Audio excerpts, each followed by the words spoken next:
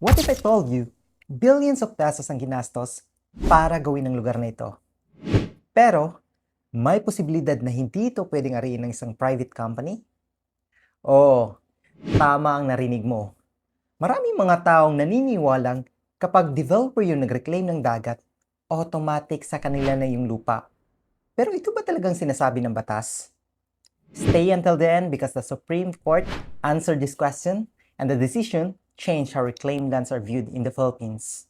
Hi everyone! Welcome back to Property Talk page. At sa araw na ito, pag-usapan naman natin ang isang legal issue na maraming mga tao ang hindi alam. Quick disclaimer lang po before we start. This video is for educational and informational purposes only. I'm not a lawyer and this is not legal advice. I am simply explaining the law and the Supreme Court decisions using publicly available sources. If you need a legal advice for your specific situation, please consult a qualified lawyer. Now, let's go back. Can a private companies actually own reclaimed land? That's what we're going to find out today. Imagine this. Dating dagat ang lugar na ito. Walang lupa. Then a private developer spends billions of pesos para tabakan ito. Gumawa ng roads, utilities, buildings at commercial centers. Naturally, maiisip mo, kung sila ang gumastos, hindi ba dapat sila yung may-ari? Mukhang logical, di ba? At dito nagsisimula ang malaking twist. Sa ilalim ng Regalian Doctrine, lahat ng public lands at natural resources ay pagmamayari ng Estado. Kapag ang dagat ay nireclaim at naging lupa, hindi ibig sabihin na automatic ito ay magiging private property na. It is still considered part of public domain unless the government legally classifies it. And here's the part that surprises many people. Kahit Philippine-owned corporation pang isang developer, the 1987 Philippine Constitution says corporations cannot own public land. Yes, they may lease it, they may develop it, but ownership is a completely different story. So, paano kung may kontrata?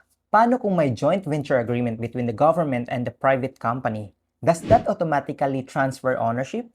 Not necessarily. At dito naging historical ang isang Supreme Court case. In the famous case of Chavez versus Public Estates Authority, the Supreme Court ruled that agreements transferring ownership of reclaimed public lands to a private corporation were void from the very beginning. Meaning, hindi pwedeng ilipat ang pagmamay-ari ng isang public reclaimed land sa isang pribadong kumpanya kung ito ay labag sa konstitusyon. The court made it clear.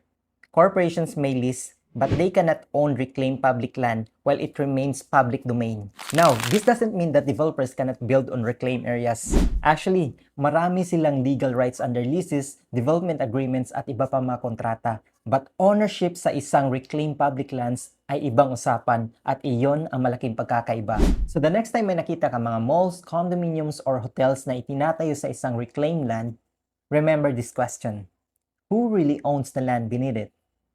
Sometimes, the answer is very different from what most people think. So guys, if you enjoy learning about Philippine real estate laws explained in simple terms, make sure to subscribe to Property Talk page and see you in my next video.